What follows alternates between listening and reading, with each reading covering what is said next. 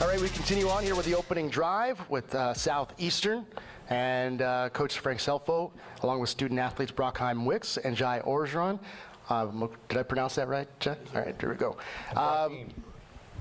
Brockhim, thank you. Brockhim Wicks. Yeah, let's make sure we get that correct. Coach, if we could just get an opening statement from you here and just your thoughts on getting ready to open the season here in 2024. All right. First of all, thank you to Chris Grant and the Southland Conference. Really, believe me, I was one of the ones that pushed back on having it here in San Antonio, and they have done, their staff has done an outstanding job. The organization, the way we have been moved around and handled, and the time that we've spent here has just been first class, put it like that. So it's a huge upgrade from what basically has been going on, and I'm really happy with that, and I want to make sure that everybody knows that. As far as our team, you know, we went through 4 straight years of postseason play, and then we had a blip last year, and that's the way I look at it. I think we had some things that we had in opportunities throughout the course of the season. We had a ball in the fourth quarter 6 times to win and didn't get it done in our FCS games. And, you know, that falls back on the coaching staff. We have to do a better job in our preparation and getting our guys ready for that situation and those moments. And we spent a lot of time in the offseason doing that. And I think when defensively we're going to be better, we'll have more depth, we'll have more team speed on that side of the ball this year. Feel good about that, but we played well on defense last year, well enough to win games. I think offensively is where we got to make some market improvements as far as running the football and throwing the football, but being more efficient with the football. We were not good as far as our turnover situation, especially early. We didn't do a good job as the self-discipline things that we were doing offensively. And then when we had opportunities in the red zone to get points, we should have been scoring touchdowns, and we weren't even doing that. So I think we've made some strides offensively and look forward to what's going to happen this coming season. We've got some holes to fill in the kicking game. We lose maybe the best punter in the history of the school in Austin Dunlap.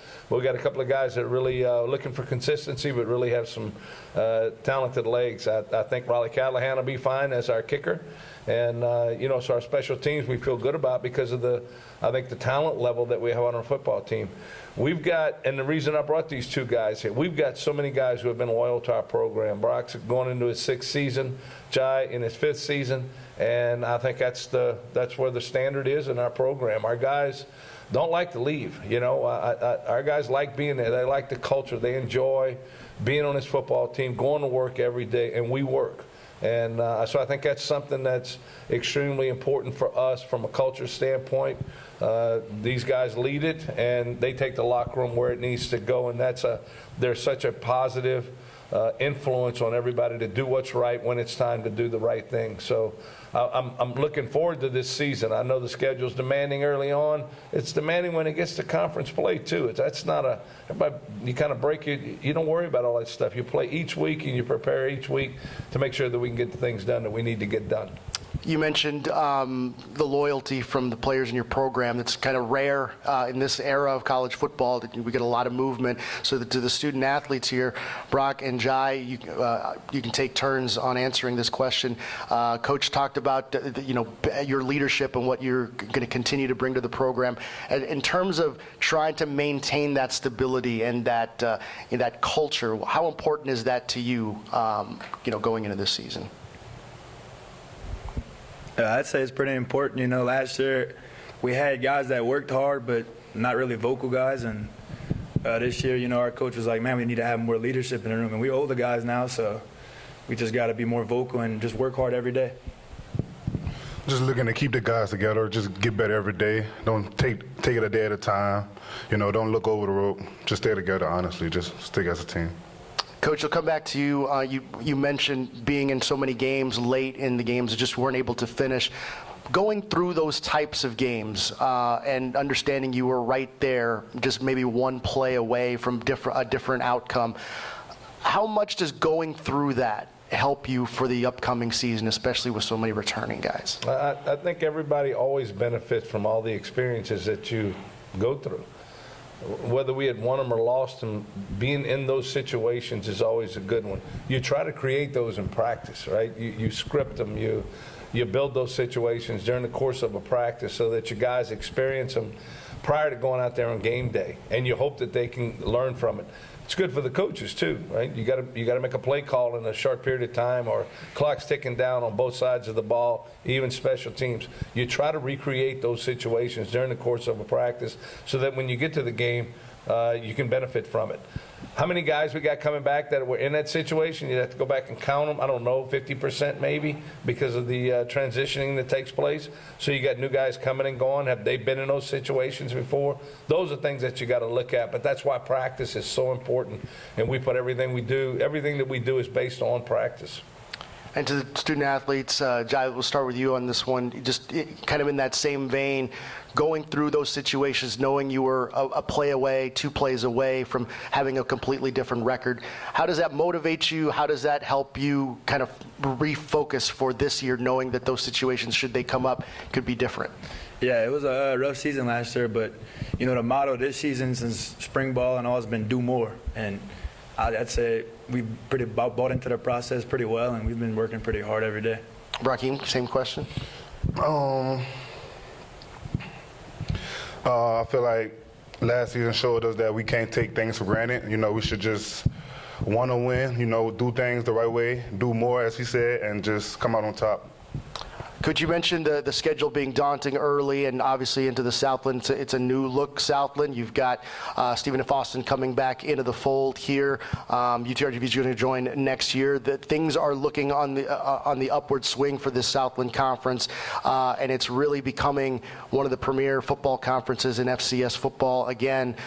Just your thoughts on the state of the league and just what you've seen over these last few years. You mentioned Commissioner Grant, and just where this league is now and where it's headed.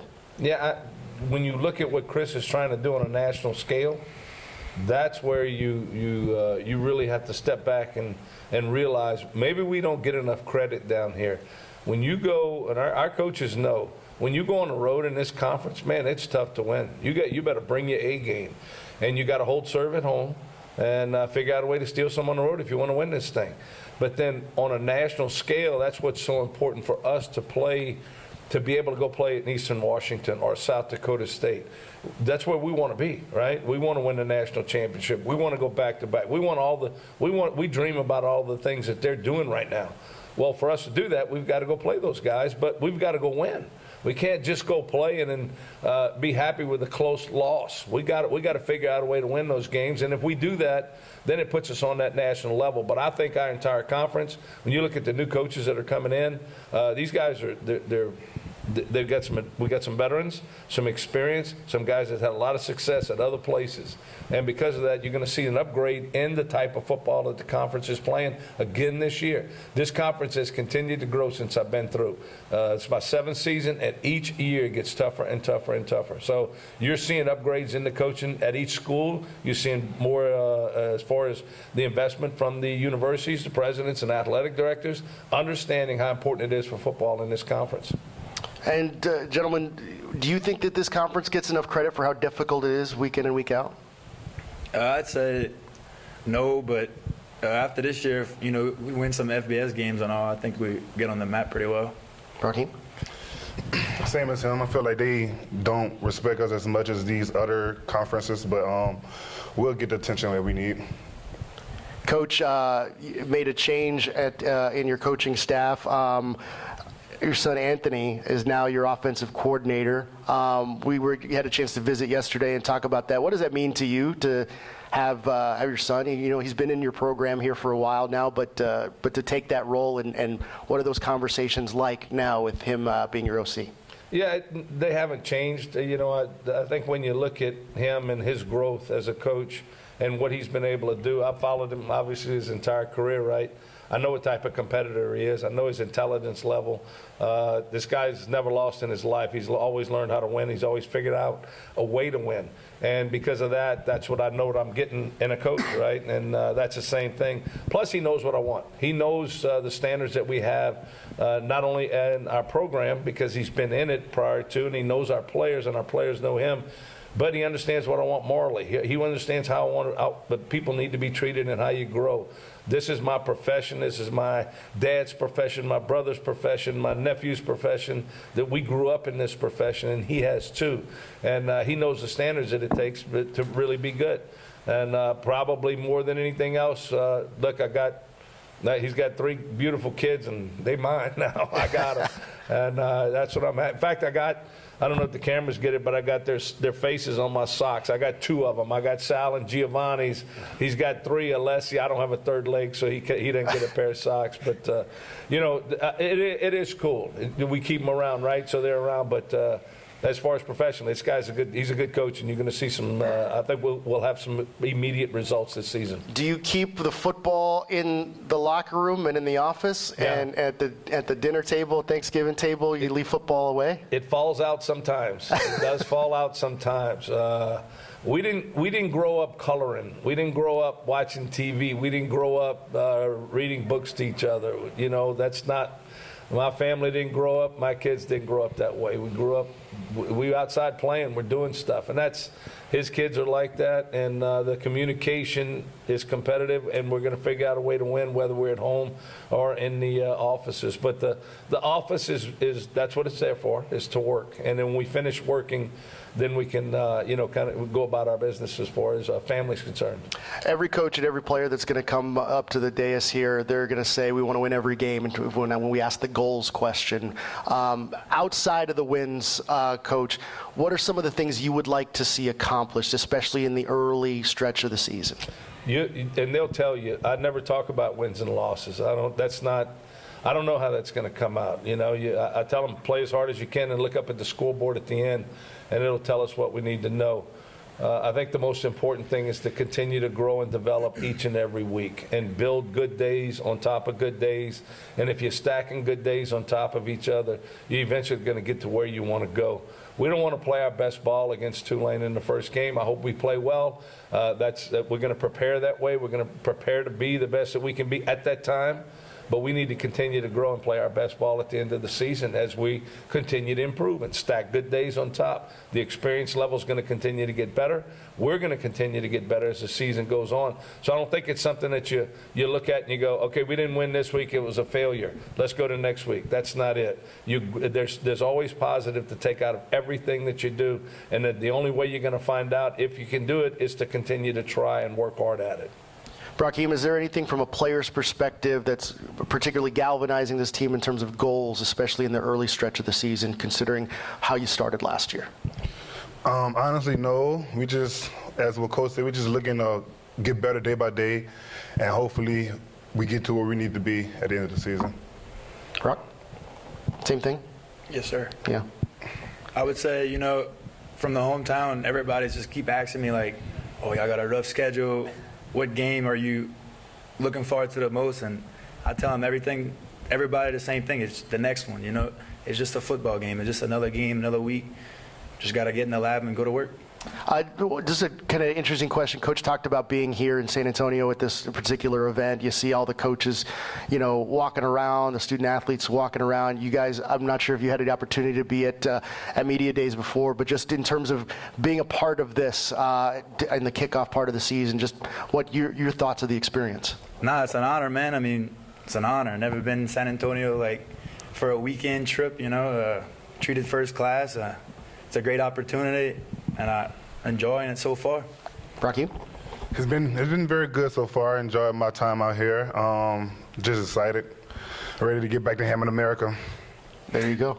Coach, just any final thoughts going into your 2024 season? Nah, just, so these 2 guys, man, it just, I got to hang out with them for 48 hours. I mean, and I like it. If I didn't like them, they would not be here. They know that. And, it's been good. It's a pleasure to coach him. It's a pleasure to watch him grow. Like I said, he's been here 6 years in this program. He's been here 5 years in this program. There's a hell of a lot to be said for loyalty.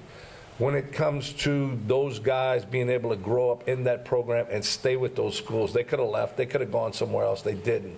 And that's how much, you appreciate that from a program standpoint. And we've got other guys that are younger that are just like that. We can't wait for them to continue to grow and develop, and they'll be on this stage one day. All right, once again, head coach Frank Scelfo, Brockhim Wicks, and Jhy Orgeron from Southeastern Louisiana University. Thank you, gentlemen. Appreciate your time. Thank you. I appreciate it.